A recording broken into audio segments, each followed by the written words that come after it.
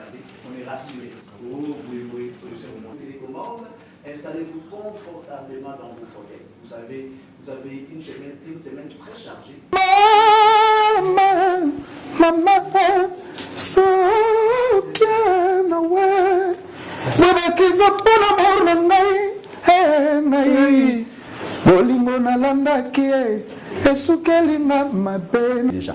Mais la plus grande question est celle de savoir si réellement Papi Kakol fera partie du projet. Oui, c'est bon, on a cela ici, Azana Nzembo déjà.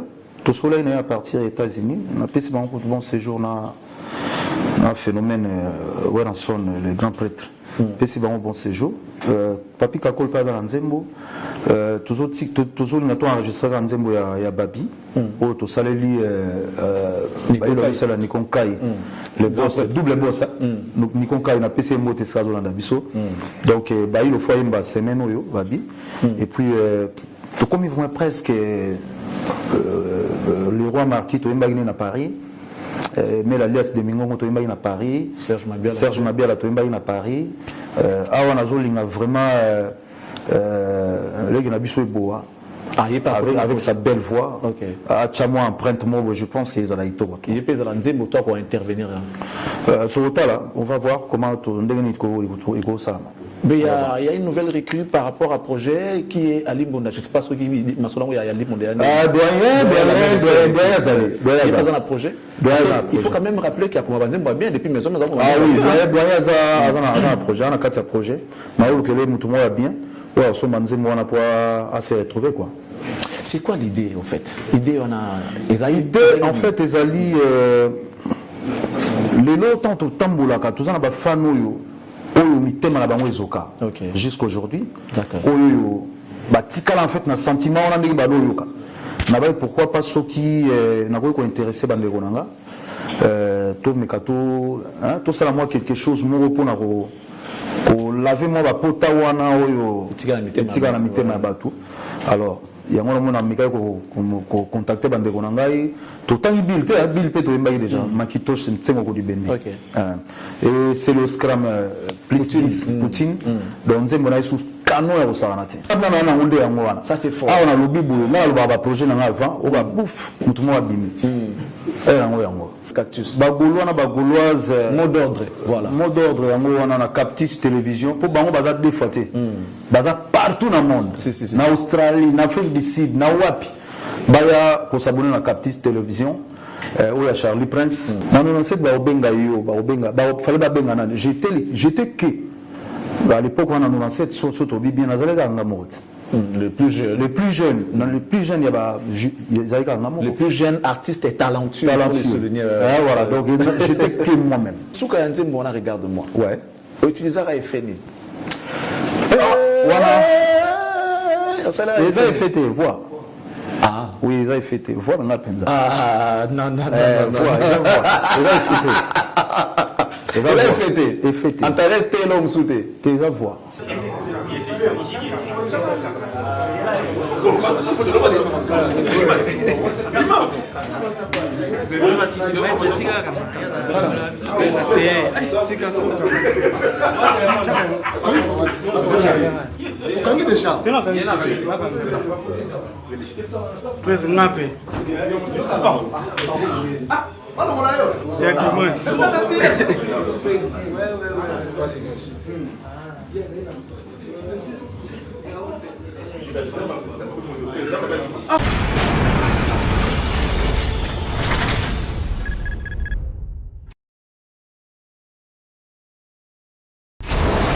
Hela ma on a ekolo samo na voila roga missile na ningina loba.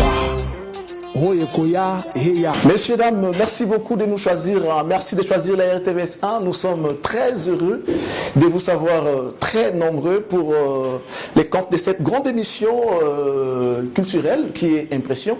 Nous en sommes fiers de savoir que vous êtes là pour nous suivre.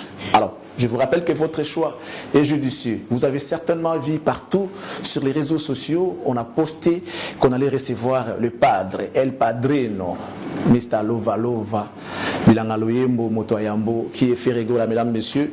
Nous sommes très honorés et conscients de savoir que vous attendez vraiment ces rendez-vous. Alors, sachez que vous êtes le bienvenu et nous allons profiter pour vous dire qu'à cet instant-ci, il n'y a rien en face. Rien à côté, vous ne pouvez que regarder la RTVS 1. Mesdames, messieurs, mettez de côté vos télécommandes, installez-vous confortablement dans vos fauteuils. Vous savez, vous avez une semaine très chargée et vous avez droit à un bon divertissement. Nous avons amené ces grands divertissements, ces bons divertissements, question de vous faire plaisir, question de vous détendre. Mais aussi, il y aura la partie information et formation. Parce qu'à chaque fois que nous recevons nos invités, à chaque fois que nous sommes sur ces plateaux, nous essayons, tant soit peu, de vous apporter ce qui est important pour vous. Vous devez retenir quelque chose lorsque vous nous suivez. Vous regardez l'émission, mesdames, messieurs, vous ne retenez rien, sachez que ce n'est pas une belle émission. Lorsque vous regardez, vous devez retenir quelque chose et vous devez ajouter un plus sur votre connaissance. Merci beaucoup à vous tous qui avez choisi la RTVS 1. Merci de nous faire confiance. Un grand merci, mesdames, messieurs, à cette équipe qui va travailler d'HP pour vous servir. Je dis merci à Jures Mabeka, merci à Brandon Milalou, merci à Amoros Andemia, un grand merci à Blaise Ndombe, merci également à Pamphile Makanda, Christian Digital Mvubu, merci beaucoup à toi et un grand merci à celui-là, à ceux-là qui ont monté ces décors. Merci beaucoup à Hervé Mabosso, un grand merci également à Cédric Kinkela, merci à Hervé Kachama qui a monté les images, un grand merci à M. Pataï Mbadaka qui nous accompagne tous les dimanches. Mesdames, messieurs, c'est parti déjà pour les 90 minutes d'actualité musicale en exclusivité sur la RTVS 1. Mention spéciale, dédicace spéciale à notre chef qui nous assiste cet après-midi. Et ça, merci beaucoup à notre ami chef Aristote Pangou qui est là en train de nous regarder. On est rassurés. Oh, boué, solution au monde. Merci beaucoup. Nous allons regagner la régie, mesdames, messieurs, pour vous proposer les toutes premières images pour annoncer la couleur de cette émission d'aujourd'hui. Ça sera certainement les padres dans ses œuvres.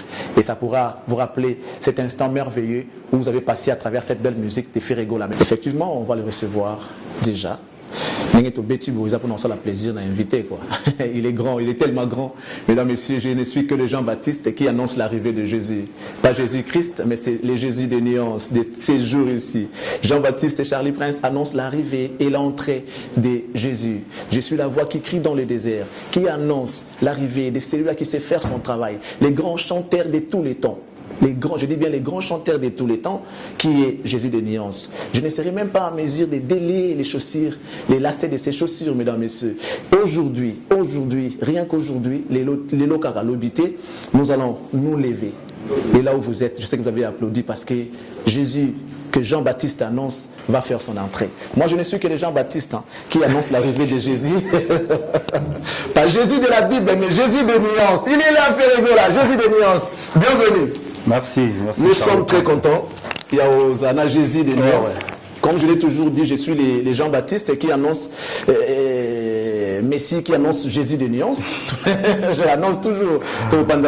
Parce que après tout, vous êtes quand même un grand chanteur. Un grand chanteur, un grand artiste de notre pays. Merci Charlie. Bon dimanche d'abord, bien habillé. Merci beaucoup. À mon niveau classé, va faire un ezala.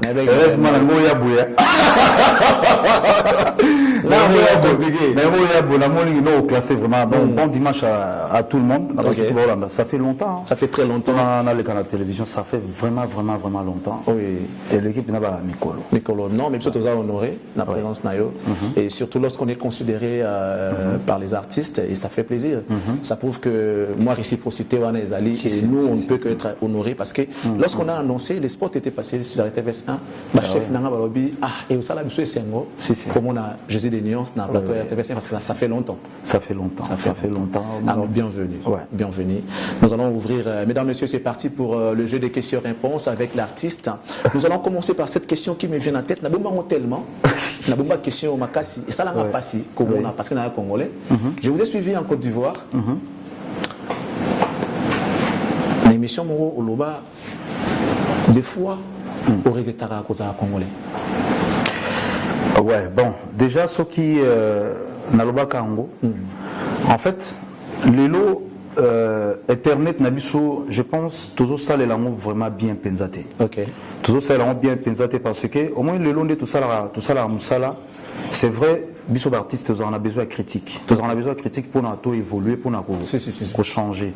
Mais critique mususu et dépassera d'abord. D'accord. Et comme vraiment il y a finga physiquement, il y a finga dans la famille, c'est ça vraiment qui me fait un peu mal. Okay. Qui me fait un peu mal. Il y a on des fois, il y a un moniteur musumu dans la télévision, la télévision. Pensate parce qu'il faut un message en fait. Il faut un message à Oloba. Tout me va changer moi. Et ça les nabiso il y a ça l'internet. Tout ça na makambo belé à hôtel en internet, makambo belé à quoi apprendre en internet. Au lieu qu'il y a yo comme un musicien à l'écaki à l'obaki boyer mutam sumuninga l'obaki boyer bino besoin pour interpréter on ndenge mususu c'est ça qui fait un peu mal. Bon.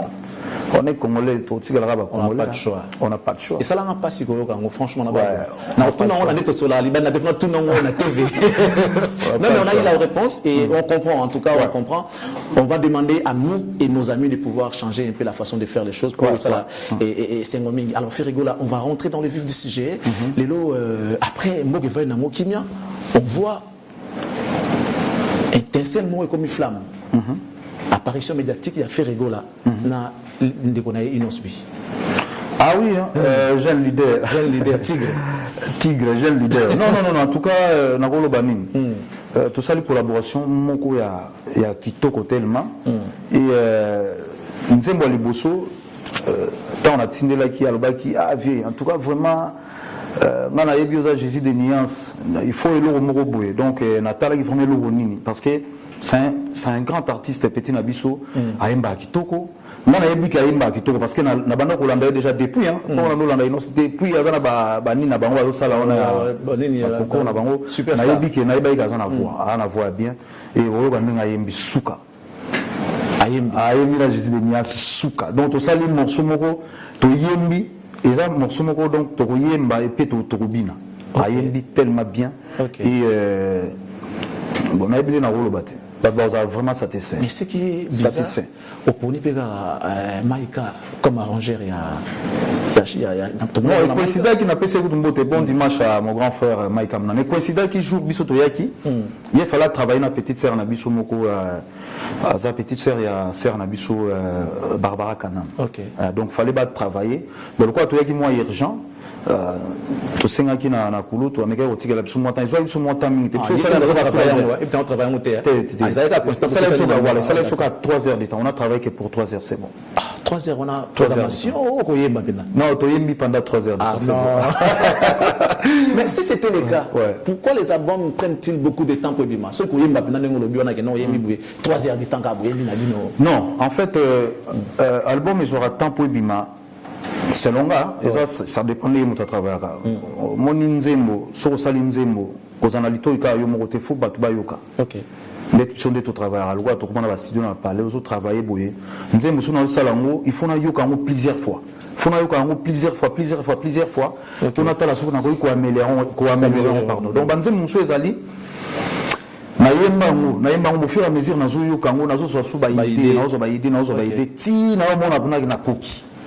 Donc, il y a un album qui est un album qui est un album qui est un album qui est un album qui est un album la semaine prochaine, la semaine prochaine, on a travaillé.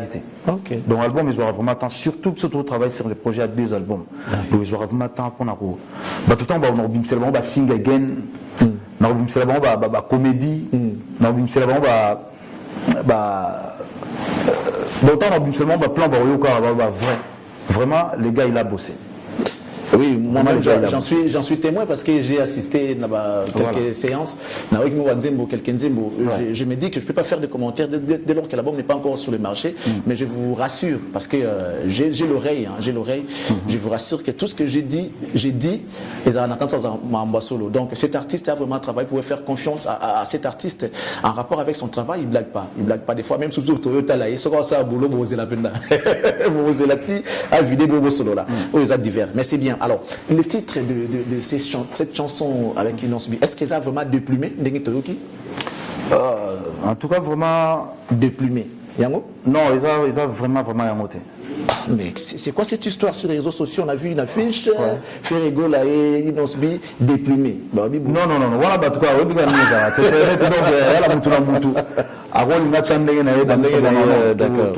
annoncé dans le titre en anglais. Et ça vraiment secret, professionnel. D'accord. Donc, étant au salon, ils ont surprise au Bimsaron Balamoko. Tout autant l'emploi du temps, nous avons tous dans la période, comme la troisième vague, selon les maisons Kende. Il faut toujours vraiment attendre le retour, respecter l'état lobby. Donc, je pense dans 15 jours, tu attends déjà tout en accord. Donc, ils ont ni la dynastie, ni l'harmonie. Ils ont harmonie. Ils ont harmonie. Mais avant, il y a un moment. Soit dans les alliés, vraiment que les jeunes leaders ont la peine harmonie. Ah, d'accord. Soit dans les alliés, ah, mais soit dans les alliés, c'est non, parce que na chanteuse, na biso Rebo, mais qu'est-ce qui se passe avec Rebo? Après, tous les été Mikolo, Bima Makassi, Wimsagi Makassi tellement dans la période de la festivité, à Rebo, c'est star. Ah, ok. Star, femme, on a fait trop tête. Mais c'est que la belle affaire rigole, ça va, ils ont ça là. Comment star, femme, on a fait trop tête. Et tout ça, puis un artiste, sous calamité, tout lancé. La belle est ça, la bonne bien. Tout ça, abonné du forme, et ça, puis structurement organisé. Très organisé. Alors, Ferrego, on va revenir sur le fait que vous dites chaque fois que mes œuvres parlent à ma place. Ah oui, toujours. Mes œuvres parlent à ma place. Ne pensez-vous pas que des fois, ça tue la communication? Mais ça, là, on me fait ça là. Ah, mes œuvres parlent à ma place. Oui, ça parle à ma place. Talaraga. Nagolo bandeni. Nagolo vandabu batinde. Nga batinde la nga banze monanga. Na vandibu mutatinde na vandibu nazoka réalité. Neti lobi na vandabu batinde nga. Na la mokina pongi. Na kutina miso na ngai toni pinzoli. Souffrance nyongi nzoto pertipe molimo. Batinde linga ngo. Quand on dit que non. Les œuvres parlent à ma place et le bar à ma place n'a pas eu ben oui, effectivement, mais dans un bon abisso, ce babi que muto aza muibi. Sera l'équité pour le baquet, t'es dans un muibité et tu as les bons mots. Mon état le baquet. Donc, finalement, les gars, on a bêta justement, je veux dire ça pourquoi parce que Ferrego, là, vous avez fait quelque chose d'excellent. Vous avez fait quelque chose, c'est-à-dire de grand. Pendant que nous étions confinés, je vais vous laisser la parole. Pendant que nous étions confinés, Batoumaï les Sili, Batouba comme une tristesse, comme une mawa, tout ce qu'on fait là-dedans, tout le monde a dit bon, c'est fini, on est le gros salaté. Vous apparaissez avec acoustique. Mais non, mais il fallait quand même. Il fallait quand même. Aujourd'hui, cette idée, il y a ça la home acoustique. Les gens n'ont pas entendu 10 ans pour emboîter les pas, et c'était automatique. Et Bini Boubou, nous sommes à Sali. On est à 90%.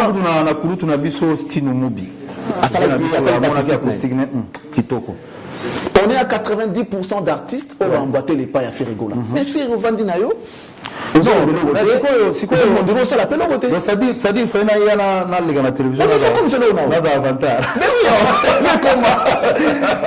Non. Au moins, il y a qui s'est attaqué. Ok. Et là, il y a qui s'est attaqué. Boulot, tout ça là-bas. Tout ça là parce qu'ils ont bien peine à biso. D'accord. Tout ça là déjà que non pour nourrir la famille. Ok. Et tout ça là pour na fan nous balanda biso. On se comprend. Tant le mozo les œuvres par à ma place. Tout ça là acoustique. Pendant marambo ya ba confinement mutu moko tazo idéologique. Mutu moko tazo idéologique non abeta concert. Mais nga moi idéologique na zone ici concert et c'est là avant 21h avant 21h. Si. Les affaires rigolo. Et puis ba tout nyonso continue le kolo balandi. Et ça bien. Les gens ne sont pas bêtes. Mais lorsque les gens, d'autres personnes viennent pour nous embrouiller dans ma communication, comme on dirait, renversée. Non. En fait, il faut baloba. Ok, il faut baloba. D'accord. Les œuvres. Et la place là-bas. Les œuvres. Donc, ils ont la façon de on a remis qui s'en a eu et c'est un ah d'accord. Ouais. Mais après, il y a faire et ne fait rien, faire et ne travaille pas, faire et ne fait rien, alors que vous faites des grandes choses. Faire et travail, faire et travail. C'est-à-dire qu'il faut pas vraiment bien. Naba master, naba leki, faut pas bien. Naba vieux, faut pas bien. Vous êtes vraiment sûr? En tout cas, vraiment, na certitude pour trop sur badaya. Donc vraiment la vie qui boulot na sali, ba satisfait. Jésus de nuance, le padre. Confirmez-vous aujourd'hui ces statuts cette étiquette de grand chanteur. Ils m'ont confirmé, un grand chanteur. Batum va confirmer. Mais ils m'ont aussi confirmé. Est-ce qu'ils va confirmer? Non, il y a un mais grand, on a des bâtons batcharango. Mais à niveau où il est là. Dans le niveau, on a bien. On a bien. Donc, tu es un grand chanteur. On a habité. Il faut que la place. Non, mais on a un grand chanteur. Mais si on a un batté, donc. Mais si on a un grand, on le remercie. Ok. Mais quand est-ce que vous avez compris que vous étiez un grand chanteur? Alors, quand est-ce que vous avez compris ça? On a depuis la Libouma Maman. En fait, naïbaki, au moins le temps on a yemba. Naïbaki vous maîtrisez voix parce que mon micro au temps on yemba on est tombé à voix. Ah bon? Oui. Alors ça on apprend. Vous voyez, c'est la partie formation. Mais micro est tombé à voix. Première fois sur bani ko yemba un instrument, micro est tombé à voix. Alors, les autres qui ont temps. Il y a que vous maîtrisez voix. Après on a une phase dans national l'amour bien à micro. Balamo.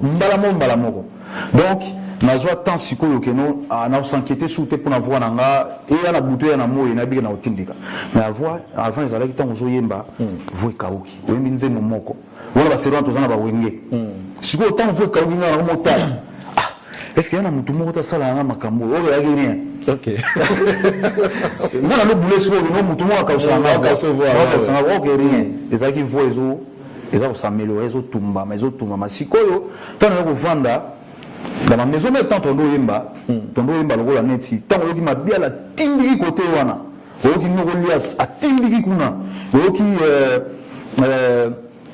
adjani a tindiki côté kuna GDT mon poids mabe babe côté héritier côté kuna tindiki na bité tout ça là yemba donc tant oyo faut y avoir en forme alors ce temps on a bandi carrière en solo na juste quoi maîtrise ya voix nanga. OK. Non, faut pas sur la maison mère, on a changé. On allait arriver oui parce qu'on a compris ça. On a changé mais si on est au monde on a dit bon. Si on a mon fou na kumba bora. OK. Na minyo ma bora. Qu'est-ce que vous avez amélioré?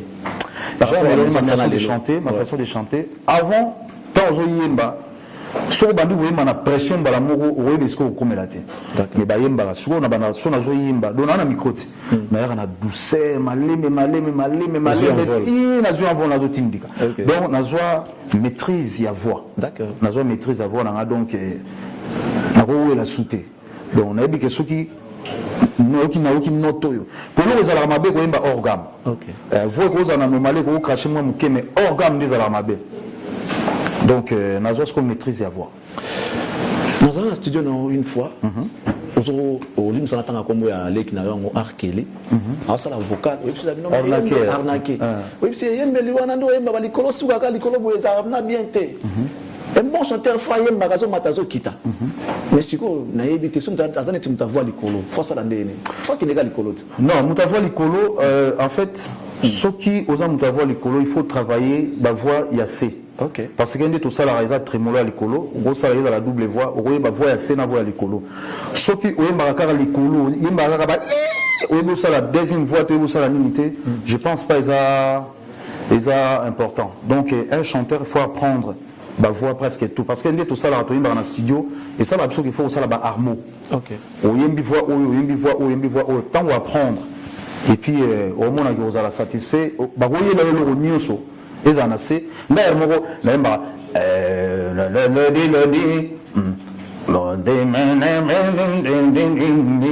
la tingolera mbolingo no minjure et la voix on comprend il y a bateau petit na biso mais toyo ko la pekaka. Pour musique, il y a soukate, musique est sans frontières. Faut qu'on y ait kaka. Tout le temps. Mais la maison mère, par contre, tout ça dit pas vocal na yo. Voilà, faut la petit, on a te faut apprendre. Et puis, Kolo tu n'as pas dans son yel n'a pas voix les colo. OK. Allez là, donc yel n'a pas ténoriste surtout. OK. Alors, ce yel sont besoin d'embado, il faut aux alicolo. il faut aller coller donc il va faut la ça Michel le poule il blague je me vois ton on a cité non mon frère comme un grand parce que à longola na mutu na que jibaza avec adversaire pour na bataka na maison na que faut ba bloco tout jibaza ko yemba ya maso yemba ka balikolo banda koma yemoko a comprendre si comme tous avoir na à longola na mutu que jibaza adversaire na voix ya moi comment yemba souverain l'adversaire à faire mais na maison mais quand même ba bloco za ko yemba bloco jibaza ko yemba na ba mais on a ça l'intérim non ils ont intérim tant on ça l'intérim tout tira ipe bongo tira ba ne foyer ba ka balikolo non ils ont intérim na ça là ya voix ya vient biso chokulenda ya voix na biso ya vient na biso ils ont intérim dans ça là pour na kokanga vivre parce que ils ont blague à l'époque voilà ils ont blague il fallait vraiment pour tout tika là combien tout tika là ngai vient sonner vieux Didier Masela tata Mobich parce qu'il fallait kaka à l'époque on a ba moral les aïpe moi bien te donc ngam moral les aïna moi bien ndio pour ça boulot na na souci ka na yemba donc na do sala intérim blo moi ndengwana mais na tiko za a dit souverain non yo classé côté viens le grand chanteur un grand chanteur. À la grand chanteur. On bien au sans hésitation. À la grand chanteur. Ok, d'accord. Grand chanteur. Mais alors, terme moni. Les œuvres, alors œuvre. À la grand chanteur. Il faut que ça âme penanzim. Voilà. Il y a un peu limité, mais à Rouliaga na banzim boana. Bouyé pe concert bo sepeli. Ah, il faut commencer à le voir sans album, nous avons un concert dans le temps. 4 ans, mais album on a comme presque à la fin. On a comme presque à la fin. Quand la minute zo bana dédicace.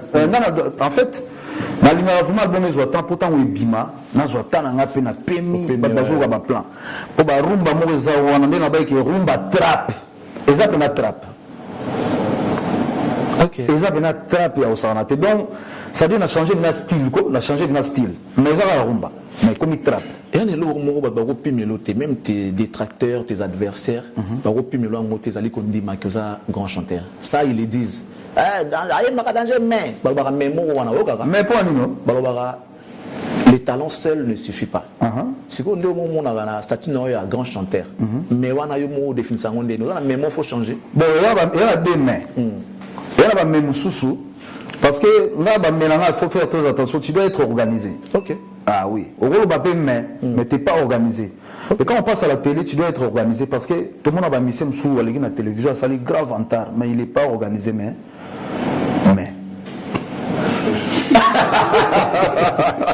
Il n'est pas organisé, mais. Il n'est pas organisé, mais. L'organisation, il faut aller sur tous les plans. Parce qu'au moins, il est là, on a permis de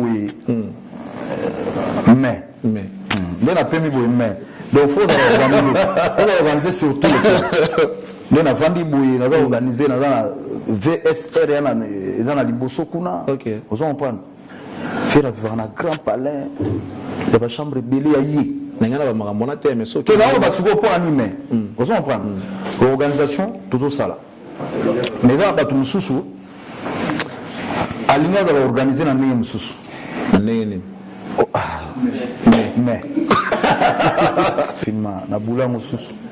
C'était dur, hein, c'était dur, on a perdu les gens, c'était vraiment dur. On les soucis, n'a pas. Pourquoi donnez-vous autant d'importance dans le concert? Le concert, il y a un danger, alors que la musique, il y a un concert, il y a un salle, mais jusqu'au concert, on dirait, il faut satisfaire les gens. Tant on va bailler à foutre ticket naïe, aïe à vandi, il faut qu'on satisfaire. Okay. Et tant on y a vraiment que non, mais voilà. Tant on a rien de salade. Mon endo on respecte la petite bien, la petite danger. Il faut ça la boulot. Alors tant on y a rapé, en fait, il faut satisfaire Bango. Il faut bailler quand on fait un disque, il faut bailler quand on a live aussi. Il y a un vraiment défi dans les arrêts. Ah d'accord. Mais lorsque vous voyez vos confrères des fois, il pour ça les spectateurs, autant la musique, autant la concert, ça vous énerve? Quels sont les sentiments que vous avez? Et ça kanda, au bout d'un concert, mais à rien. Voilà, comment on a négligence à travail moi moqué. Donc ouais ça a concert au pesa na bande ko na biso. Musala to sala yango ande sala lelo so faire avant na plateau c'est grâce au travail. Et il faut recevoir Moussala na considération parce que trop des ailes ceux qui trop des ailes les alliés musale balokita muke sans yo mo yeba ke o perdre déjà boulot. OK. Boulot c'est vida kala yo yebi na ote. Yo yebi ka ça au top au tam su boulot vida kala. Ya wana lo bara que non il faut toujours photos à na tout le monde va entourer biso ceux qui ba moni gaf ezali ba na courage à lo ba que non te boye. Ils allaient bien, surtout entourage d'un artiste, ils allaient vraiment très ça arrive important. des fois, Blaise Polo, je sais pas, Papi Mbala, États-Unis. Oui. Non, prise, boété. Oui, bien sûr. Ça arrive. Bien sûr. Surtout ceux qui jouent, on a MBP, Benzate Po, c'est le mot, ils allaient bobini. Par exemple, ça en attend, mais Mikolo Zoyemba Benate, faut yemba. Ah bon? Oui. Bah, le ballon, bien bon. Mikolo Zoyemba Benate. Suspension, il y a des. Vous avez le saut de moto, il faut yemba. Mais parce que ça moyembi. Naza moyembi. Mais toi, vous êtes trop rigoureux, on dirait que collaborateurs, vous ne traitez pas bien avec eux. Vous avez tous les camboutés, des toyos, ah! Oh là, non, c'est pas possible. Que non, faire que soit ça, non, jamais. Non. Même ça, les tambours, les choses, les nababa, reprocher de l'autre. Ça, les tambours, bien temps. Ok. Il faut une dima critique, il faut une dima. Bateau bazar tout autour na yo, ceux qui l'ont moins habillé, il faut bailler bisayo pour na au bon samour. C'est pour le travail. Il y a deux grands projets que les gens attendent. Oui. Dynastie, Harmonie. Oui. On va commencer par Dynastie. Aujourd'hui, les gens ont adhéré, je crois, à 90% déjà. Oui. La piscine, même en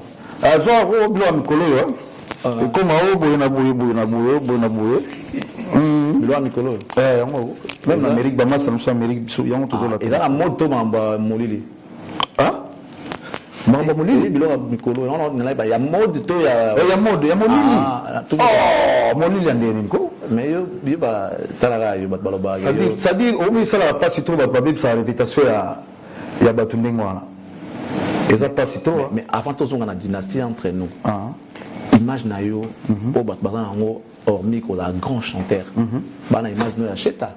Jésus des nuances. À l'époque, vous avez Cheta. À l'époque. Jésus des nuances. À l'époque, ils ont un combo, ils ont un Cheta. Il y a une image Batbana. Comment Jésus des nuances? C'est ça qu'un combo. Mais image Batbana, Batbana, qui est Manayo, qui est la normalité. Batbana, comment dit Lélo? Tout le monde a l'esprit, où Batbachara, le Bosoka, qui non, musique, ils ont qui cité. Musique eza qui cité batu bamoni ndenge faire a bandi évolution na yé ndenge na bandi ndenge na za ko évoluer petit à petit jusqu'à aujourd'hui brûla ba étape té non malembe penza ya le o le bato ndo tambola makolo awa nana banzina ni ngana ebité na tambola te makolo banzina ni ngana tambola te donc petit à petit tout ça ko apprendre jusqu'à aujourd'hui na salipe que non na kumbeli borango na tchao na logique bina genote na mona bina ke boulot na olela na boulot na tchelo na maele. D'accord. Donc na tcheli boulot na maele et comme il faut que non boulot na ba délire on a te muta liki na télévision a sali ba délire moko boye le ba trop biso moi ko lobezate so ils arrivent vraiment na lobaka bina epi no lobi pour na liki na lobaraté na lobaraté. Ah, c'est bien ça. Mais quoi ça l'appelle muta lobi bon na pe na liki na répondre c'est pas comme ça ban ça boye mais non, excusez-moi, mais il est moins une question. Un monsieur calme, posé, correct, j'imagine, comment était ton père? Votre père, allais-je dire. Est-ce que, parce que selon l'histoire, il était cadré. Nachanik, un monsieur très intelligent, Nachani Metal, cadre Nachani Metal. S'il était en vie, ferait quoi là, vous ferez la musique? Ah, ça, je ne sais pas. Je pense pas. Je pense pas.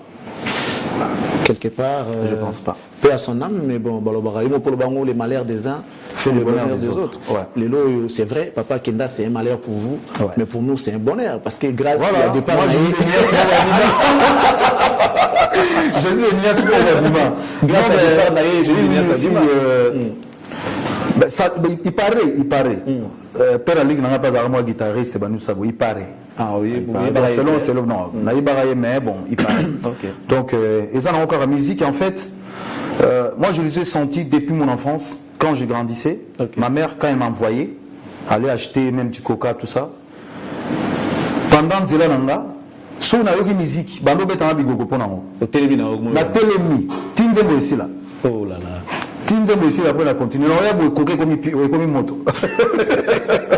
Donc, il y a déjà des locaux qui voilà. Et puis, dans le Senga, mon élo on y a Senga et pas Nzambe.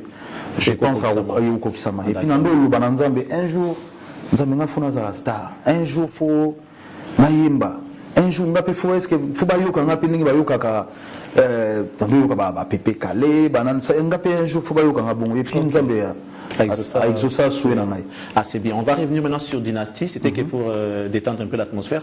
On revient sur ces grands projets que le monde entier attend. Dynastie. Ouais. 90% d'artistes au hôtel de la maison mais adhéré déjà. Mais la plus grande question est celle de savoir si réellement Papi Kakol fera partie du projet. Oui, c'est bon. Na sola ina ici, azana nzembo déjà. To sola ina à partir des États-Unis. On a passé un bon séjour na phénomène ouais dans son le grand prêtre. Passé un bon séjour. Papi Kakol pas dans nzembo. Toujours na to enregistré nzembo ya Babi. Oh to sale lui c'est la Nikon Kai. Le boss double boss. Nikon Kai na passé moté ça dans la biso. Donc il le fois une semaine oyo Babi. Et puis tout comme ils vont presque le roi Marquis to imbagné na Paris. Mais l'alias de Mingongo to imbagné na Paris. Serge Mabiala to imbagné na Paris. Awa nazolinga vraiment le gna biso eboa. Avec sa belle voix, moi empreinte moi, je pense qu'ils ont été. Il peut intervenir. On va voir comment ça. Mais il y a une nouvelle recrue par rapport à projet qui est Ali Bonda. Je ne sais pas ce qui dit, mais il y a Ali Bonda. Doyen, projet. Il faut quand même rappeler qu'il y a bien depuis maison. Ah oui, Doyen, un projet, on a 4 projets. Maoul que les moutons bien. Ouais, on a pas assez retrouvé quoi. C'est quoi l'idée en fait? L'idée en fait ezali les lots tant au tamboulaka tous on a ba fan oyo mitema na bango ezoka jusqu'aujourd'hui. D'accord. Oyo ba tikala en fait na sentiment on a ndiki ba loyoka. Na ba pourquoi pas ceux qui na ko intéressé bande konanga to mekato hein tout ça moi quelque chose mo pour na ko laver moi ba pota wana oyo etika na mitema batu. Alors il y a un moment où contacter bande konangai tout temps bill peut to déjà makito c'est tsengo ko dibeni. Et c'est le scrum plus Poutine donc c'est mon sous canon ya osaganate. Maintenant yembeli yo to bon na yembela to yembi biso mbale na yi.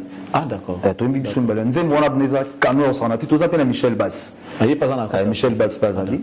Donc tout ça évolue là-dessus bien. Mon yelo au nyoso les gens ont combat vraiment on est combattu mais combat na bataliban na to bino na bino na kata non biso toza uni biso toza vraiment uni combat ezalaka ndenge ezalaka oyo boye songi boye mais toza soutenu ba CG na biso Elliot Mondolo bazali ba na biso ba ya Dengos bazali ba membre na biso tout ya maison mère. Donc bazali vraiment à quatre projet oyo. Maison mère reste une grande famille hein. Une grande famille.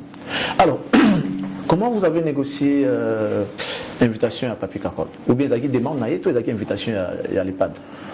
Na benga qui est na benga Kakol sachant que azana kati ya groupe ya bato. Grand prêtre Azali. Vous avez la biso. Est-ce que le projet au vient sur la robo ya moté? Robo ya moté ils a banana yembi bazo yembat. Biso banana yembi tozo yembeza ils a mabete. OK. Alors qui en est les producteurs? Vous avez un producteur ou bien ils a label na yo tezo? Ils a label na ngam tezo produire. Ils ont produit en label les a na bonne di forme. On a tous nos documents. On va insister hein. Donc ça dit sauf que l'état yebinga siko. L'état yebinga pour na mikana na ba certificat na biloko. C'est rare au monde nduli ça va organiser na niveau l'état. Ah oui, l'état siko yebinga na tant qu'artiste et producteur. Siko. Artiste et producteur. La production amenée à Tindika Tchakal, mais bon. La production amenée à Tindika Tchakal. Ah ben oui, la production. Mais artiste à produire artiste. Ils sont au cas où tout le monde est rebelle. Bimi bon, il y a moi c'est sur compter dans les côtés. Ça dit côté on a battu battre la note à moi quand on a côté vraiment. Pour la première fois vraiment artiste à Bimisi artiste. ceux qui a mobile on va bangati ceux qui a zui makambo comme soit adversaire non faut le makamboana makamboana makamboa kala on a nabi na nzimo ba yuma ba vida kala nzimo na dynastie na harmonie na nzimo mo na harmonie ah bon oh chéri mo azolo bageno alubi linga mobali wana to lia ba mbongo ah ndabe na alubi mobali wana yepa olia yo ba yuma ba vida kala bala soute et il y a un bon rab rien il y a là on a ba vida kala donc ça dit le logo ça en sorte que mon mouton n'y soit dans la talent ya bien pour passer notre temple du plaisir à style nous lenda maman a gemima lingibato la fille à papa maman style nous lenda na pesio mbote tala biso na père pas la mère ah la mère tala biso na père. Alors, un grand merci. Également, nous souhaitons un très bon dimanche à Marianne Mazela, Shaggy Moussaou, Franck Loukebakweno, Charlie de Loukebakweno. Non, il y a Franck. Il y a Franck Loukebakweno. Loukebakio, ah d'accord. Franck Loukebakio, Charlie Kunga, Chalamama. Donc, c'était de la part de... Il y a Papi Mbala qui vous souhaite un très bon dimanche. Messieurs, dames, on va marquer encore une petite pause. Question de voir... Au ça a plaisir dans le bango que... Mais ça, vous savez, dans le studio. Vous êtes capable de reproduire un peu dans live. C'est ça le problème. C'est ça. C'est ça. Donc, on a calculé ça parce que les faire à l'harmonie. En fait, tu vas faire comédie. Tu vas live. Oui.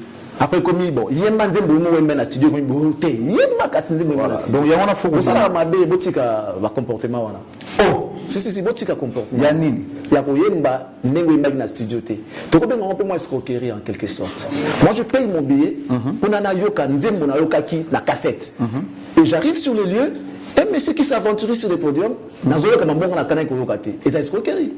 Il faut travailler. On va marquer une petite pause. Question de voir le concert qui a été au village de Temba. Nous étions tous là. Ah, je vous avez bien. Petit nanga les bogards de la Costa Zala qui wana. Concert où il y a JDT. Oh, il y a eu. Oh, on a la bêta. Ah, ok. Ah, on doit la mer. Voilà, on va marquer une petite pause. Question de vous faire plaisir. Nous souhaitons également un très bon dimanche à Monsieur l'Excellence Patrick Mouyaya, Madame Nabiso Benoît. Nous vous souhaitons une très très bonne condition de vue à travers cette belle émission Impression. Ah, on a PC Mot Excellence Patrick Mouyaya. À quoi ministre de l'information? Ah, bon dimanche à lui. Sincèrement. Bon dimanche. Journaliste, député. Fatih, merci. Parce qu'il fallait comprendre que la potentialité et l'intelligence pour empêcher ça mouiller à la place au hasard. Excellence. Bon dimanche.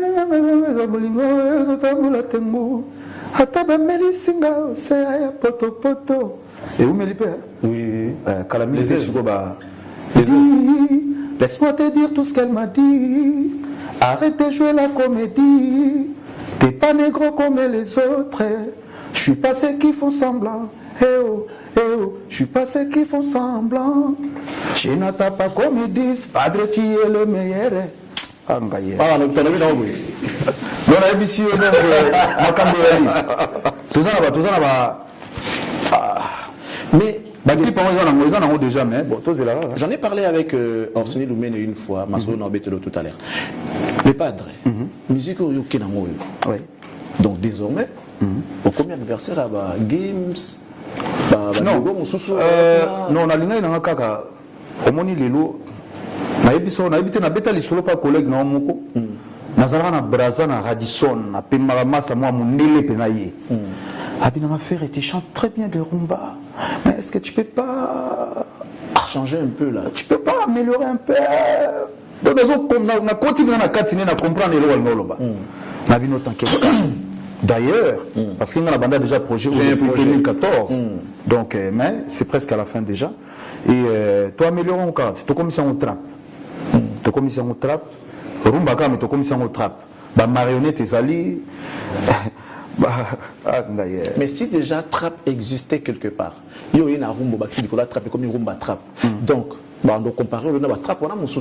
Surtout qui trap moi en a. Les Arabes qui n'ont pas d'abimisi n'a idée n'a. Ceux qui trap moi dans la rôle déjà mais n'a pas obliga à rumba. Dans style n'a le soba tuninga. Rumba trap. On a comment obéta style rumba trap. Ceux qui ndombolo mo trap dans quelque part. Donc on doit comparer rumba trap n'a ndombolo trap. Ah, c'est Kambuté. Essentiel gars que non n'a pas déjà rumba trap. Rumba trap. Na kati ya harmonie oyo.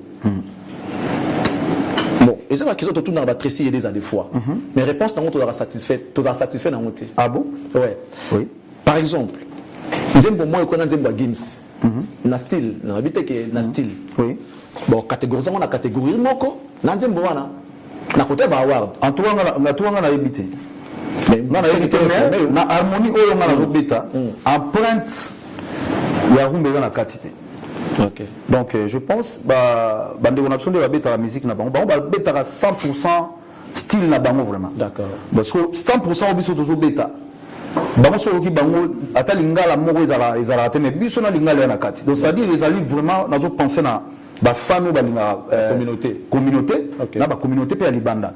Parce que muto akolo kanga libanda mais faut ba penga que non wana mwana mboka mbazo yemba. Ah ça c'est bien. Ça c'est toujours garder l'identité à 100%. Bande on a biso ba oya yemba ba rumba te. Ah ben oui. Bah ouais, mais biso to ya to koki ko ya côté kuna après to zongi boy. C'est pas grave. Ah bon, et puis c'est normal. Bah yuma pas daya déjà nakala. Ah, bah yuma, bah si daya. Bah yuma bah ah, bah si daya. Bah vida. Après c'est mbote na prince Berado, prince des Amunda. Berado le prince des Amunda na mbote na Chico mabele mame. Na pesi mbote na Thierry Gola papa Soraya, ya dada ngwabana, Trésor Pembele, Claude Lukeba Kweno. Nico Kaye, le formateur de Boss, Blanchard et tous les États-Unis, mon ami na Pessimbote, Dadi Mavungu, le shérif Kachiko, Ode Chibambe, femme d'affaires, na Pessimbote trop, il y a Paul Fikipo. Photo longo la mission pour na même ngabo. Voilà déjà. Na bien guide digital, guide digital. Na Pessu pour moto linga yekaka. Guide na Pessimbote, guide digital la Pessimbote. DG Blaise Polo Pichu Botoko. Ya Papimbala. Ancien. Ya Godem Mbembe la Pessimbote, ba ya visa ponda or Similo Mende, maître États-Unis. Maître Jeff Bilanga Makofi, Doris Billard Dimoni, et Tracy Eleza. Bon, tu as suivi Mamba Passi. Ah Mamba Passi, c'est banda. Mamba Passi. Ouais. Mamba Passi. Mamba Passi. Ça va, Toki Casino de Paris.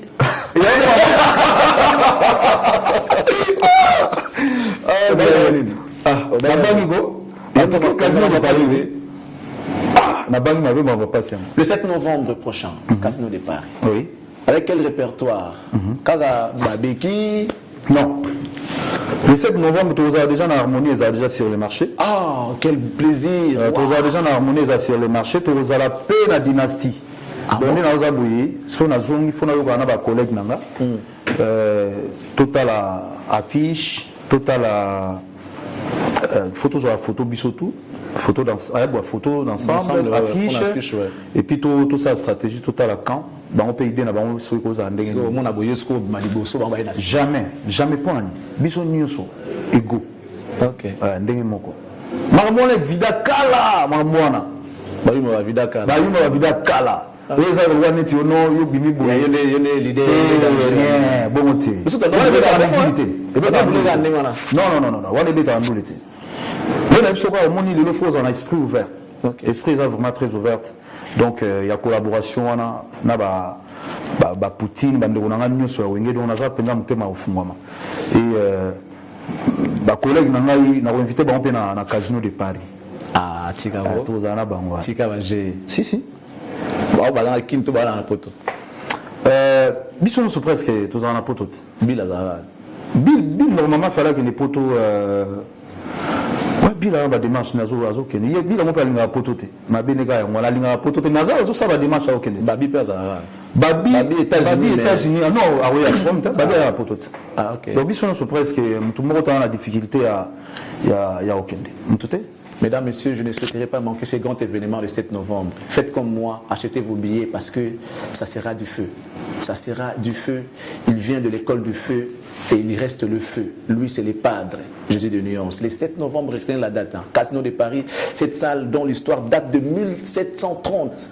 C'est une salle Sous la salle à Osaranate. Histoire de depuis 1730, histoire à salle on a casino de Paris. Tilelo et Chazaka Bakombo mais les Asco casino de Paris dans le 9e arrondissement. Donc ça veut dire que un concert VIP na Kini, VIP.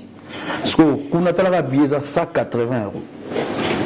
180 euros VIP.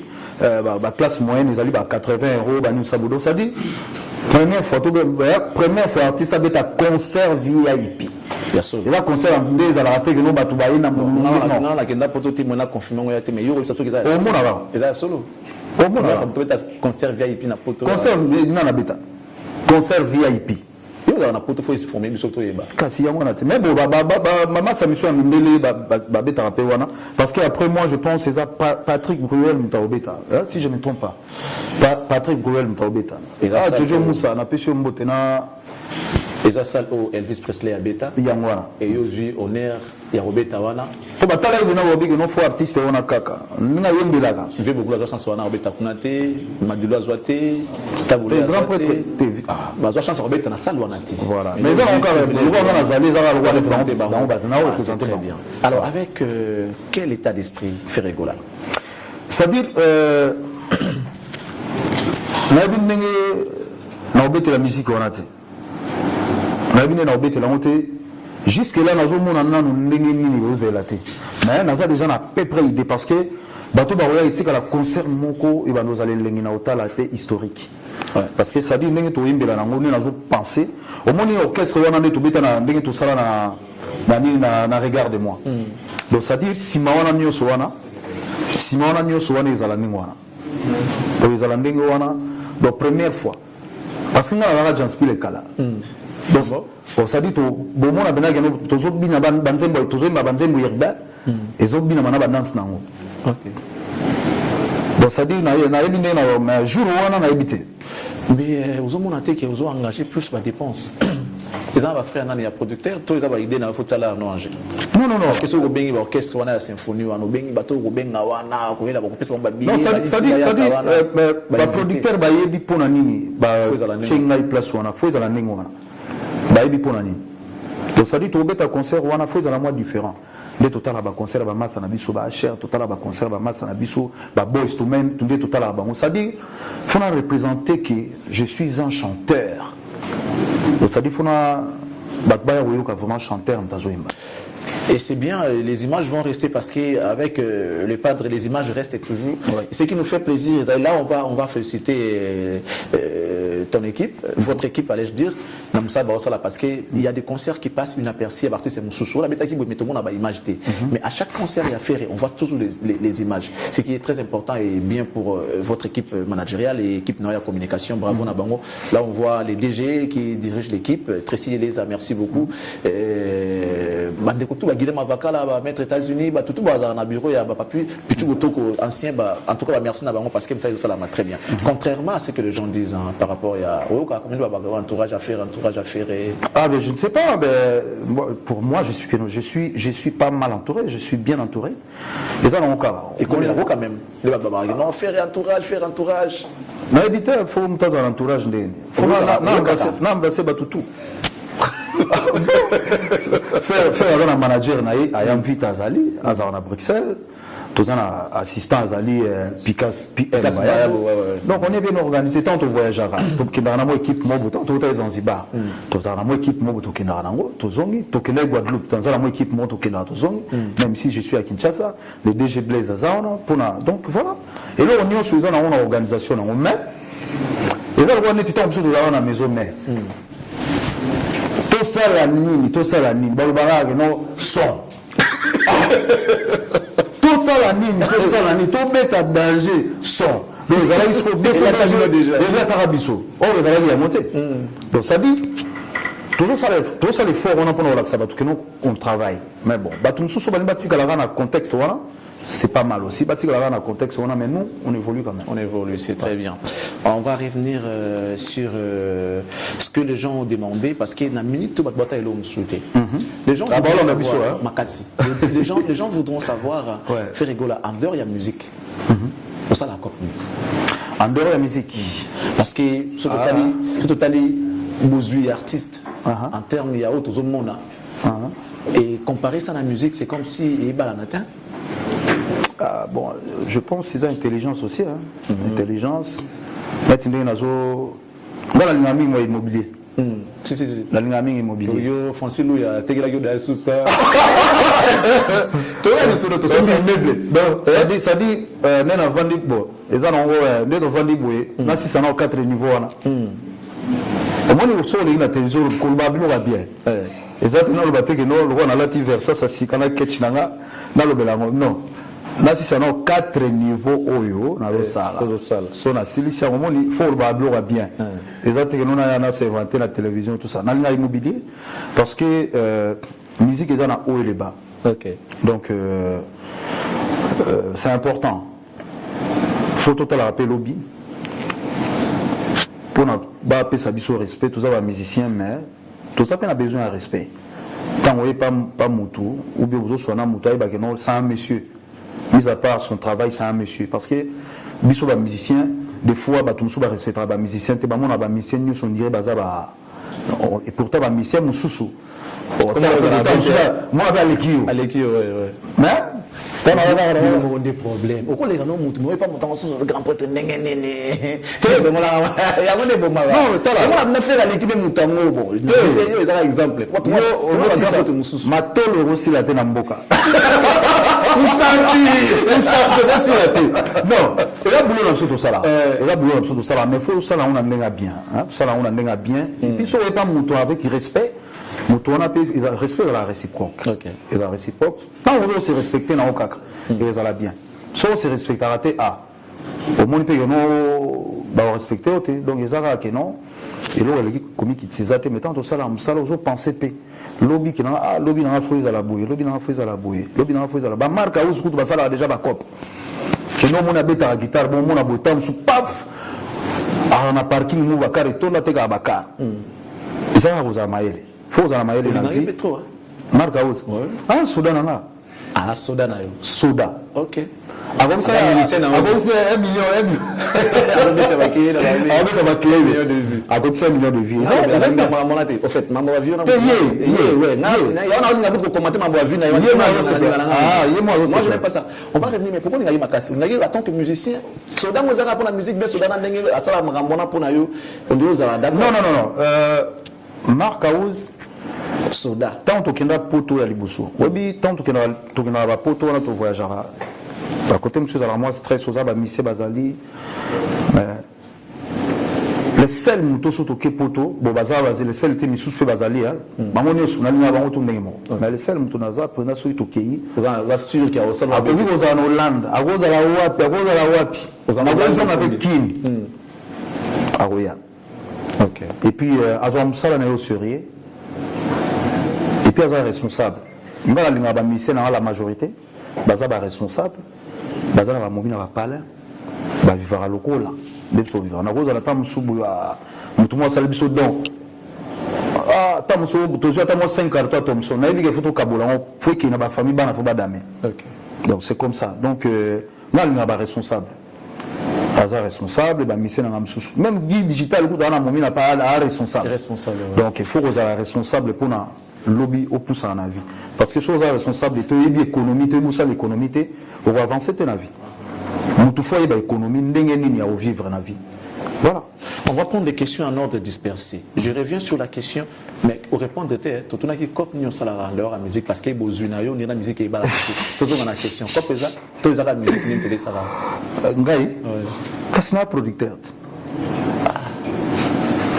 Producteur arrive au technique dans le disque. Oh, ils sont de l'autre plan. Comment on dit? SVR. Ah, il y a 150 combien? Ah, bah ça, 50 et quelques. Jésus de Nias, les padres. Oui. Viens d'enguer. Autant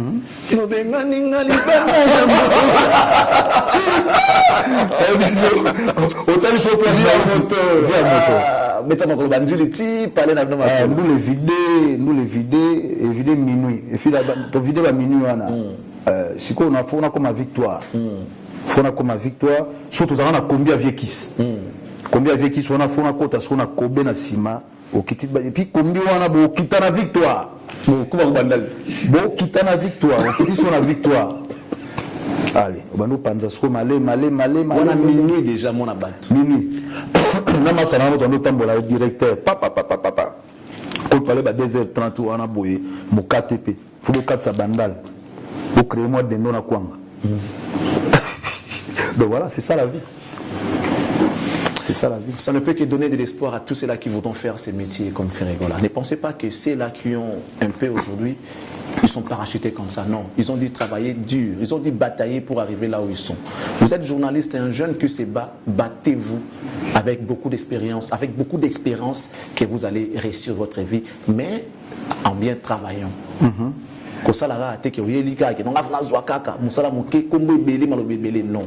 Faites comme Ferregola, qui aujourd'hui doit être un exemple, il doit servir d'exemple à beaucoup de jeunes.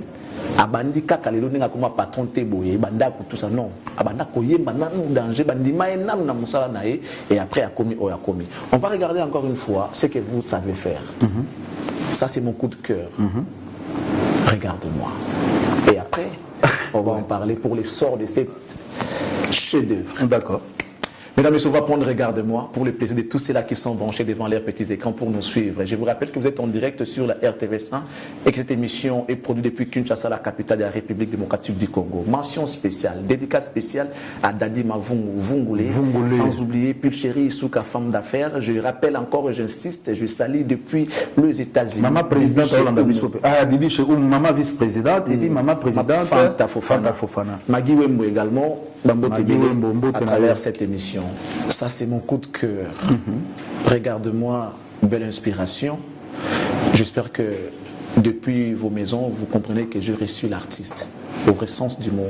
Un excellent chanteur comme Charlie Prince, l'excellent journaliste. Et j'ai reçu un excellent chanteur, Gaylor N7, qui est en train de nous suivre. Merci beaucoup. Eva Moirina, Autriche, grand prêtre, mon ami, en train de nous suivre. Odilo Mampoué est en train de suivre également cette émission. Impression. Mère Rabina Tunayo, ça vous est déjà arrivé? Il y a Olala, Olotinzembo, vous s'inspirez dans Sian Loto, ou Yembinzembo, on peut ça le succès. Sinon, l'autre, déjà une fois, mais sauf que Nzembo, refrain, l'autre, refrain est bien. Ok. La mouki pe na tongo na yembi on après-midi et kimi. Ah bon? Ouais. Mais sinon, là, déjà, na l'autre, na couloir, moi, na moko azo yemba danger. Na bimi na otala bo, na azo yemba bo. Kolota nzembo yemba ngo eza bénédiction mo ya saranate.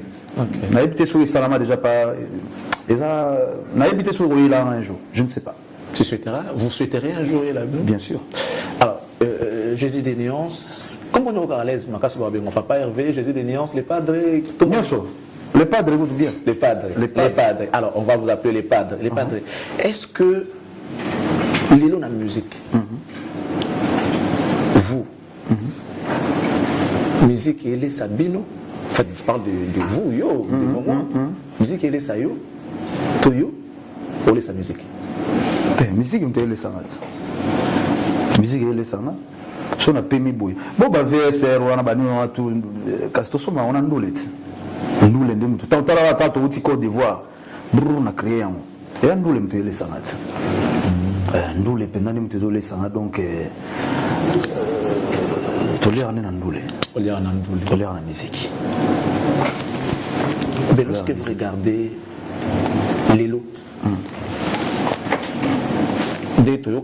j'en ai pas vraiment beaucoup d'expérience et j'aimerais apprendre auprès de vous que pour ça la featuring n'a pas faut au foutaï. Bon. Ah, de la yoga. Dans le salon de la yoga. De la yoga bama c'est belé ba futaka futaka. Donc on va user sa musique. Ah on laisse andolet. Ah donc you know comment laisse andolet. On laisse andolet. Bama c'est belé ba futaka futaka. Parce que natala eza bien. Toko ça la collaboration sur qui occasion et monani tous. Toko ça la collaboration. Mais na mona eloko wana vomena zona que pelé on a parlé mo boye. Na bomba on a. Qu'en est-il de cette histoire de général de faire ça dans la vidéo dans les réseaux sociaux? Le général de Fao, Benabino ya Chabolat. La PCI Mbote, grand prêtre de Fao. Il y a Jacques Brel, je pense, à remixer. À remixer qui est en souka. Tu sais qu'il m'a dit tout ça, la seule vidéo n'a pas salé. A bien son immeuble, il y a Francine Louia. PDG Francine Louia. Ah, on a payé immeuble. Immeuble. Son immeuble. Ah, tu as la TV Charlie hein.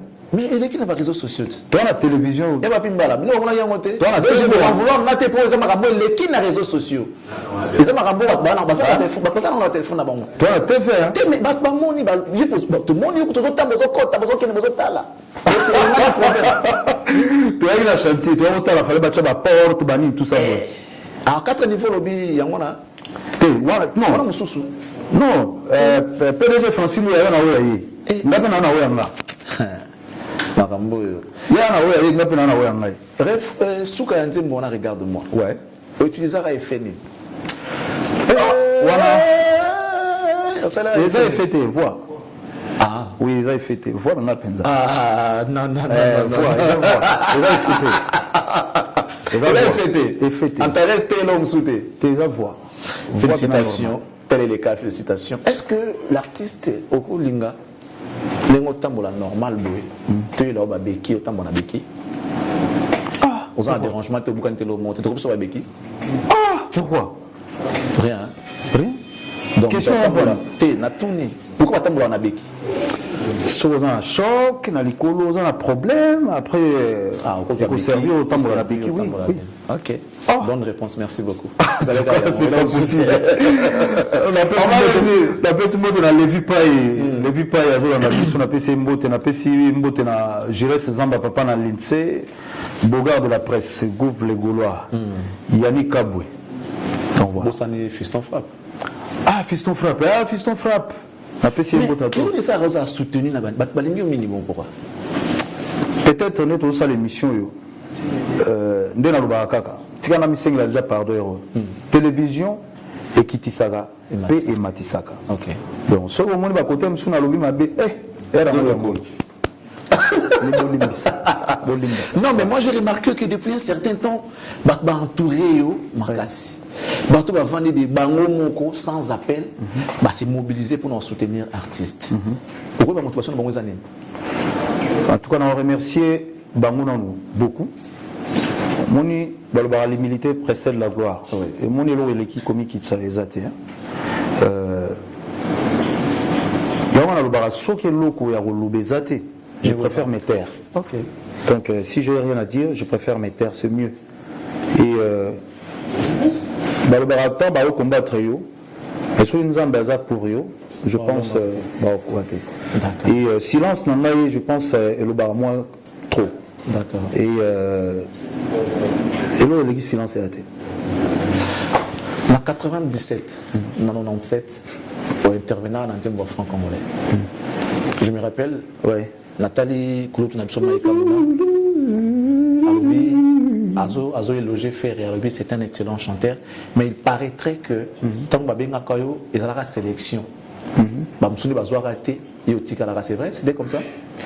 Mais dans nos ancêtres, tu vas bimi péter. C'est ça le problème. Dans nos ancêtres, j'étais que.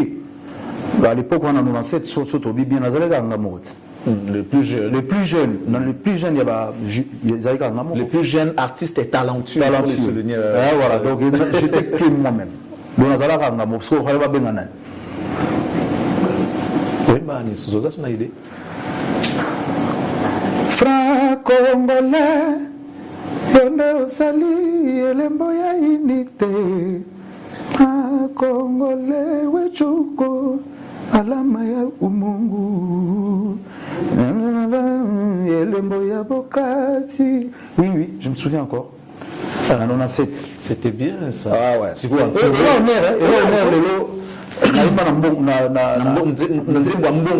Voilà. Maintenant, on va supposer que il y a comme les sous-sonnines. Mais on va projet dans là. Le va projet non. Mais voilà, moi c'est comme un bango. Il faut pas seulement les faire. Il faut le baka. Parce que autre émission dans des shows. Non. Ouais, non, il est dans les aboués. Voilà. Donc c'est le grand prêtre Maïka, le grand prêtre Maïka Mounan. Mais on a besoin d'un debout congolais. Ah bon? On a besoin. On a besoin.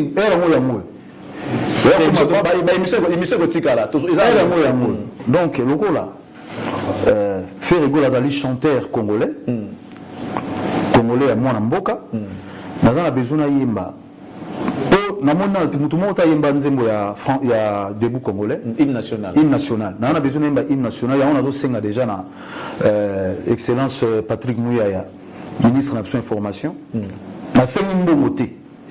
OK, je vais faire ça à mes frais. OK, c'est juste ce cas. C'est normal le patron il a pour peut-être na biso na tous en studio na palais tout ça la studio na palais sikoyo na osala hymne national na yembi na hymne national debout congolais et banda rapena soki information ni banda et bandi donc ça dit on nga na offrir na mboka nanga et ça na yemba hymne national na tsheka voix nanga en général hymne national de là où vous êtes à côté pour l'artiste de là où vous êtes excellente idée. Et je vous dis, il n'y en a jamais eu de pareil. Voilà. Il n'y en a jamais eu de pareil. Vous devez savoir que vous êtes Congolais. Les Congo vous a tout donné. Voilà. Et vous devez aussi donner au Congo. Donc, en tout cas, c'est du wow. C'est du top. Bravo. Donc, ça dit, on a eu franc-congolais, hymne national, la bisso. Bon, avant, il faut bêta. Non, les padres, non, ça c'est fort. Ça c'est fort. On a le bibou, on a le projet avant, on va bouffe, tout le monde a bimé. Après, comme du soumission de Hollande. C'est ça le problème. Mais il faut le baka. C'est ça le problème. Là, la chemise à Versace, pour moi, la bandole à Versace au Kala. Il y a une Versace. La moni. Wenze. Après, tu peux continuer, car collection Sika. Les padres. Donc voilà. Tout là, tu as absolument Versace. Versace. Mais ça demande aussi des moyens. Merci beaucoup. Si vous n'avez pas de moyens, au Salamoté, merci. On va toper ça parce qu'il y a une émission téléphone et Panzana. Ah oui. Serge Bakalatia Mundele, merci beaucoup. Master Ege Abiyer, Ege Diakano Abiyer. Je pense à Junior Amissi, Shérif Kachikou, Bambo Tebele, Docteur José Sayera, Bambo Tenayo et Sikozali, Ike Malungu, le pétrolier. Bambo Tebele, formateur des boss, c'est Nico Kayi, depuis Angola. Je pense à Guicho Mabela, bienvenue Kialanda, Karine Miguel de Lyon, Claude Deloukeba, nos garçons de disques, Bambo Tebele, Mas et Sikozali, Loutieba, Lambo Tenayo, Paul Fikipo, Bambo Tebele, sans oublier Guy Digital, Paul Muntu. Nzamba va transporter. Paul Muntu. Sans oublier le mot sanité, Jeff, docteur Njadil Teta. La PC Mbo Tebele, bon dimanche, docteur Jeff Njadil Teta, don de Dieu. Nous saluons Joyce Andemia, Eric Katokolo en train de suivre, Jojo Moussa, Credo Molema, Tracy Eleza. Tracy Eleza, ma banque Belé. Grand pote Costa Couleur, Bazolanda Bisso. Costa Couleur. Grand pote Costa Couleur, na PC Mbo Tatro. Donc voilà. Et Bana Poto Bazolanda. Si. Bana Poto Bazolanda Bisso. Non, mais télémi. VJP Mindia, Big Manager, Zolanda Bisso, Arnold Matiki, Yannick Kainga, Trésor Pemele, Arike Fekera, na PC Mbo Tena. Talano Susu. Na pesi mbote na Pepe Mbongo Bank. Pepe Mbongo Bank, Bambo Tebele Scott Alabiso. Il a été pour beaucoup, fait que Marambo Salama bien Pepe Mbongo Bank, Bambo Tebele Nayo. Je pense à Eugénie Mavungu, na Leeds, na Angleterre, pour Bambo Tebele. Ma chérie Kitima, na Manchester, Bambo Tebele. Sans oublier Arlette Kuntola, Motema ya Guilhem Moulenda. Joël Moulenda, Bambo Tebele. Il y aura comment mon ma chérie. Comment est ma chérie? Bambo Tebele, on a Thierry Go la famille Nangaï. Ma famille Nangaï. Ma famille Nangaï. Ma famille Nangaï. Oui, que Nayaki. Nazape na plan mogo. Toi na frère Nangaï. Orligo là. Ah, tika bajiko. Oui. Musique comme une famille Tony. Oh, qui n'est la binodo. Donc ça dit biso tout on va voir. Donc ça dit na rumba moto mana Orligo là. Et pas yemba. OK. Ah yemba. Ah bon? Oui. C'est que vous avez la famille. Yuri Mupunzi en train de nous suivre depuis sa résidence, merci beaucoup. Mais en dehors de la musique, oui. Ça vous arrive aussi avant d'appeler des fois, nous avons tapé musique, bien d'autres tigali boye, tamsoumé rien à poto, yo a kini yomo, ça la plus ça. Ouais, des fois. Oui, mais tu dis ça bah vacances. Dans la vacances, ça dit pour payer ma bouée, pour créer un bon madéblo. On a ça aujourd'hui. Pour créer un bon madéblo, net le dimanche à bouée, au boulet non. Mais il y a 2 jours, ça, il y a un plat spécial. Il y a 2 jours. Fiston Pouela, tu as sol. Fiston Pouela. On a mangé les sols. Les sols. Oui, c'est facile au Kalingat. Mais la sola, c'est là où on veut aller au Bara. Oui, on Kalinga Makite, c'est que ça va bien. Mais bon, tant qu'on va Bali, on doit savoir quand même, tu sais, nous, biso mère n'a pas bota biso 5 garçons. Tout bota mana mère n'a pas bota Nzeleter. Donc nous a appris tout. Ok. D'ailleurs, j'en profite pour saluer cette grande dame. Avec tout le respect, nous saluons Maman Marie Maké. C'est grâce à elle que les lots Congo est un merveilleux, qui est aujourd'hui une merveille pour la République. Merci maman. Un bénéfice pour la République. Aujourd'hui, Ferregola peut devenir patrimoine national. Mesdames, messieurs, j'avais dit dans mes précédentes émissions que on est en train de se battre pour que la ferrochromologie devienne un cours on va insérer une éducation nationale, surtout dans la technique de voix, il y a Ferregola, la technique de chant. Nous avons travaillé ça fait une semaine. Hein. Une semaine, il fallait tout mettre un concert dans Zoom, où ils ont reporté. Pour trouver on a eu vraiment travaillé ensemble et j'ai vu aussi. Donc ça dit, on va normal. Comme on a désormais la ferrochromologie. La ferrochromologie. Ah oui. La technique de voix, il y a ferrochromologie. La ferrochromologie. Oui. C'est la notion ensemble. Ferrochromologie. Ouais, ferrochromologie. Papilé les Nalwanda Bambote Ebele mon frère. Sans oublier Yann Michel Nguiama. Papa na Gershom na Israël. Papilé les toi tu es mon frère. Bambote Ebele na. Il y a Laurent Sokoko Oui, les pétroliers. Il y a Laurent Sokoko. Bambote Ebele. Émission Yango, il faut sponsoriser en émission. Avoir avis trop. Il y a Laurent Sokoko. Au monde de tous les la boulane, on a vu tout à coup sponsor à l'état Chamala, mais à la bisoté. Ah! Il est défaité. Honorable Alita Chamala. Honorable Alita Chamala. Donc, message est comment? Ok. Message est comment? Honorable Alita Chamala. Il y a la couleur au Saranate. Très couleur au Saranate. Honorable Alita Chamala. Au monde émission. Vous nous suivez également sur Cactus Télévision. Nous vous demandons de vous. Les padres. C'est un Gaulois. Pas s'abonner à Cactus. Bagolois, Cactus, hein? Cactus. Bagolois, na Bagoloise. Mot d'ordre, voilà. Mot d'ordre, on a Cactus Télévision. Pour Bango, Baza deux fois. Baza partout dans le monde. Si. Na Australie, na Afrique du Sud, na Wapi. Baya, qu'on s'abonne à Cactus Télévision. Où il y a Charlie Prince. Bagolois, na Sengi Bino, Bagolois, na Bagoloise. Gladiator, na Sengi Bino Boya. Je n'ai pas d'alloué. Abonnez-vous sur Cactus Télévision, qui est votre chaîne. Ça nous fera énormément plaisir. Hervé Kachamana, voir avec Yodiane Bandel, qui monte une image. Hervé Kachamana. Hervé Kachamana. Voilà. Alors, les padres, nous enchaînons vers la fin de l'émission. Le monde entier nous a suivis. Qu'est-ce que ces gens peuvent retenir? Oui. La passage La passage Nanga, déjà. Merci d'abord, Nenge Oyambinga. Merci. Et. Message très important, on est en studio, toujours travailler. Et aussi ici phase il y a Baker, tobani phase il y a tonto bandasco dédicace la dynastie, ba masa ngam suto sala ba dédicace na poto. Awa ba musicien nga bo tozo sala to bana déjà ba dédicace awa et harmonie na comme na phase kaka ya ba clip. Donc aussi ici déjà presque un mixage na biso. Ba clip na sala qui Guadeloupe Zanzibar, c'est déjà prêt na sala na Côte d'Ivoire. Donc base la Sukoyo, topé ça dans date. Il y a sorti. Il y a album Nabiso. Donc message Nakoloba Yangwana.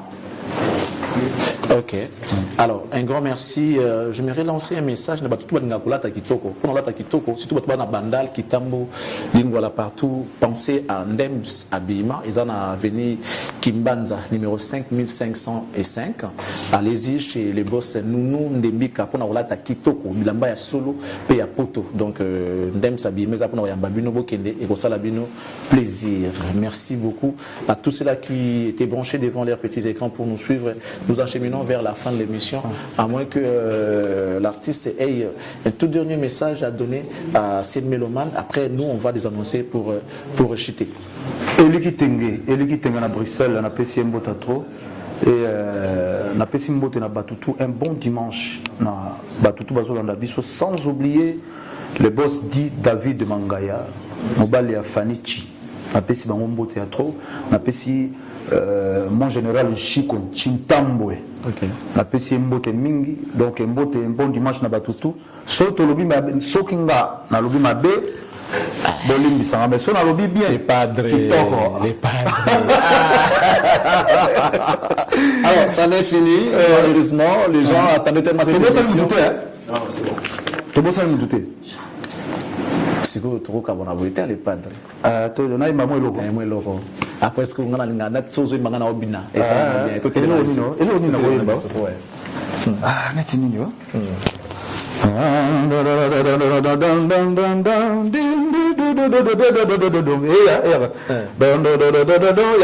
Déjà.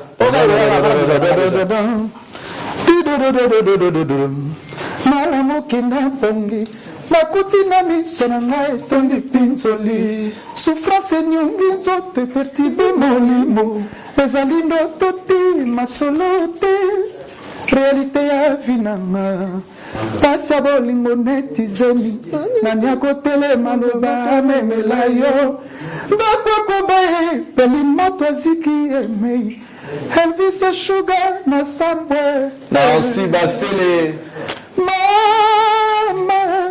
Mama, sokiana we Wabakiza pona morna ngai Bolingo na landa kie Esukelinga mabe na salaboni Na modifi na ngango Oyebi ke nalobaka na meka koyembaka wayo mais namoni en face napo tu no namoni en face naona place na otia vote abotombeka te nakoka te ça likolo kana sasa nakoka te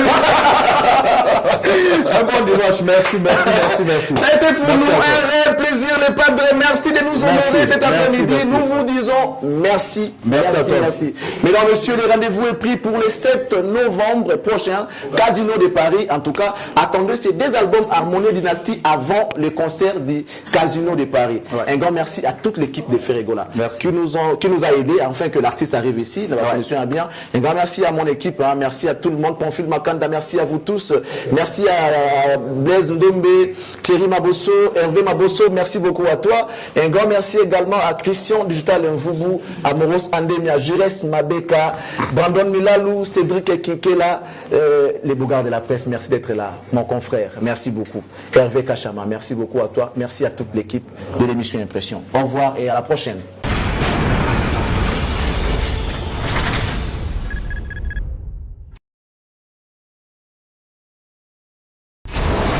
Hela, ma, on a ekolo samona voila, roga missile, na ningina loba, oye koya, heya.